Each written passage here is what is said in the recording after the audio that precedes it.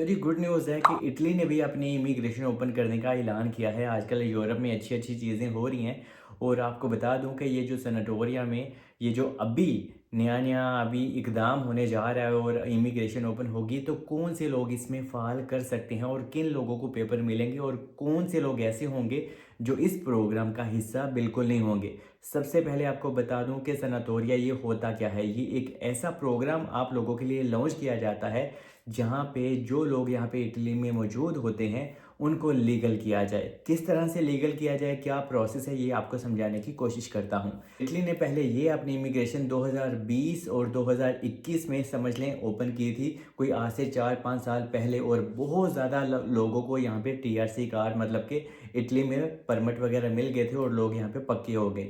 लेकिन अभी क्या होगा कि अभी जनाब आप लोगों का रिकॉर्ड भी चेक किया जाएगा।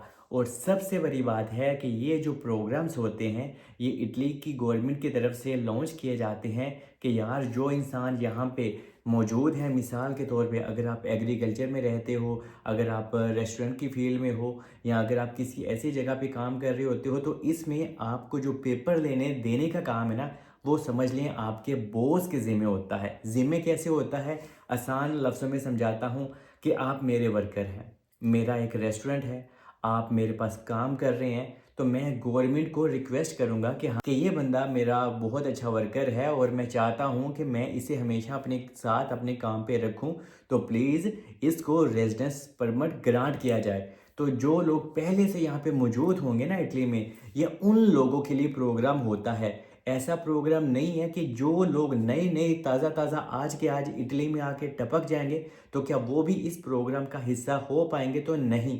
क्यों? क्योंकि इटली की इमिग्रेशन स्पेन की इमिग्रेशन से टोटली ही ऑपोजिट और डिफरेंट है। तो ये चीज़ें आपको समझने की ज़रूरत है, क्योंकि यहाँ पे भी इटली में एजेंटी बहुत हाई लेवल की होती है। और लोग आपको कह देते हैं हाँ भाई हम आपको पेपर लेके दे देंगे, हम आपका नुलाउसा भी निकलवा लेंगे, वर्क परमिट भी बनवा लेंगे, पर पता नहीं क्या कुछ यहाँ पे करते हैं। तो आपने इन चीज़ों से खुद को बचाना है। और इस इमिग्रेशन का असाइलम सीकर वालों को भी फ़ायदा होगा। जैसे कि पहले आज से 5-6 साल पहले जब इमिग्रेशन ओपन हुई थी तो हुआ था, क्योंकि जिन लोगों ने असाइलम किया हुआ था और जब इमिग्रेशन ओपन हुई तो उन्होंने वर्क परमिट वगैरह लिए और उनके पास अभी जनाब ठीक ठाक रेजिडेंस परमिट है इटली के, और वो इंडिया पाकिस्तान भी जाते हैं। और जब आपके पास रेजिडेंस परमिट मतलब कि इटली की रेजिडेंसी आ जाती है, सजोर्नो आ जाती है, तो आप आराम से अपने होम कंट्री भी फ्लाई कर सकते हैं और पूरे शेंजन में आप वीज़ा फ्री ट्रैवल कर सकते हैं। आपको बार बार वीज़ा लेने की ज़रूरत नहीं होती।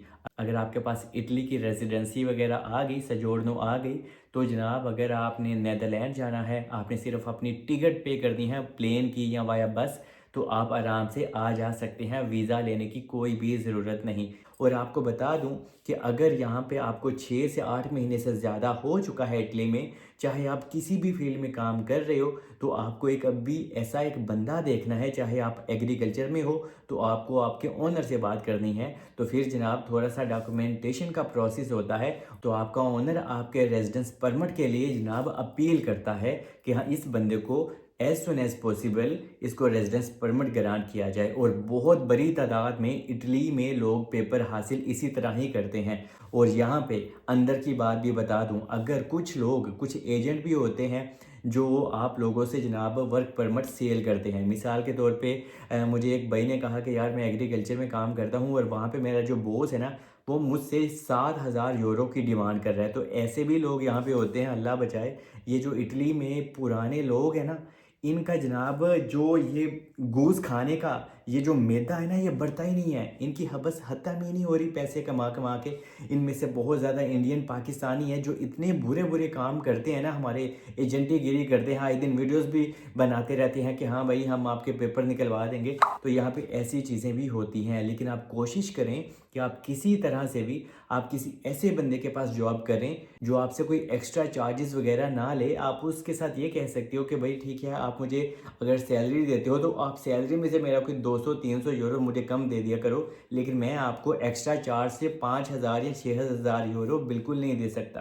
और आपको बता दूं कि सबसे ज़्यादा जो लोगों के पेपर पास होते हैं ना, जो इटली में लोग इमिग्रेशन अपने अप्लाई करते हैं, तो वो ज़राअत मतलब कि एग्रीकल्चर की फ़ील्ड से करते हैं, क्योंकि इटली को एग्रीकल्चर की फ़ील्ड में बहुत बड़ी तादाद में बंदों की ज़रूरत भी होती है।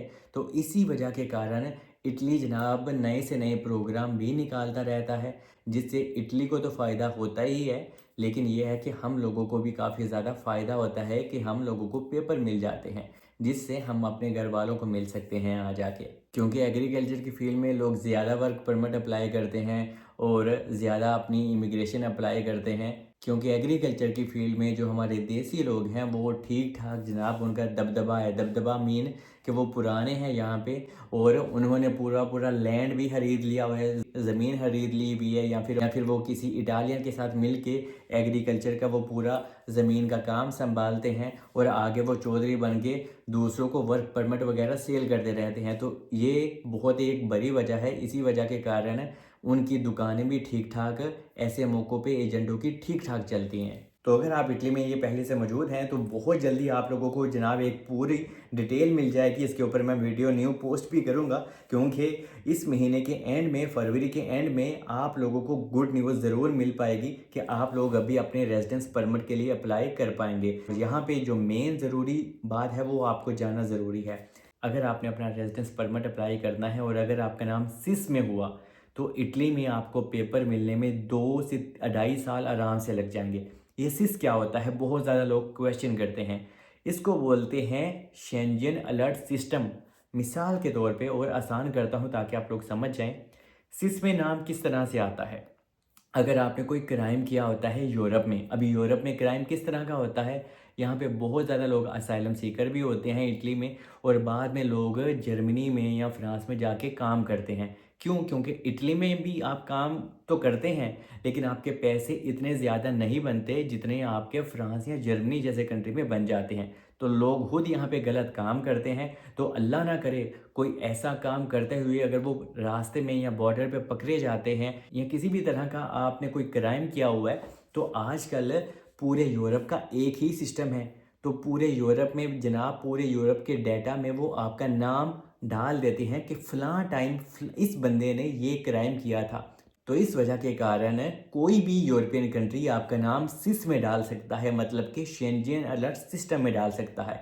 और अल्लाह ना करे अगर किसी इंसान का यहाँ पे सिस में नाम आ जाए तो इसको रिमूव करवाने के लिए 2 साल कहीं नहीं गए, और आपके पैसे भी फिर बहुत ज़्यादा लगते हैं। आप वकील वगैरह करते हो और बहुत ज़्यादा थोड़े से धक्के ठुड्डे भी होते हैं।